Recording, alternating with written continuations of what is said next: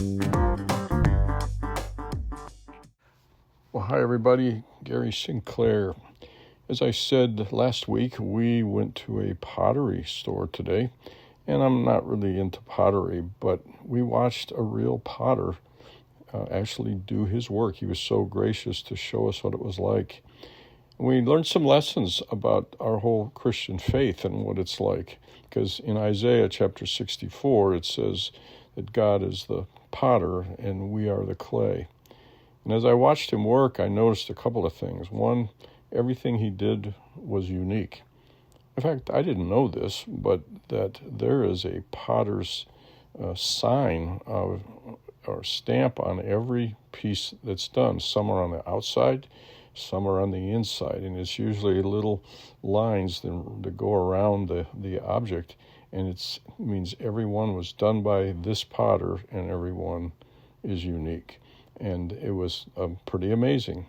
Another thing we learned was that the clay has to have two components. It has to have enough in it to be soft enough for the potter to work. Maybe that would represent humility and openness in our Christian walk.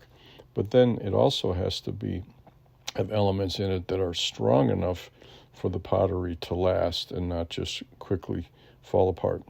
Isn't that a lot like our Christian life too? We need to keep humble and soft heart, and yet we need to also be working and learning and studying and growing in our faith so that we're strong, and particularly when the tough times come. Anyways, we just loved seeing what he did, how he made things, all the little touches that he could do. But it was also rewarding to know again that we're unique, that God did make us, and we have unique beauty and unique purposes, unique skills, unique personalities, and we don't need to be like anyone else. We may be close in some ways, just like the pottery was, but every piece had a different look, and then on top of that, there's the beauty of the final product, so many different colors, so many different styles, and that's what God does with us. And so look at Isaiah chapter 64, verse 8 again, and just remember, you're not an accident, you're not a leftover, you're not a reject, neither am I.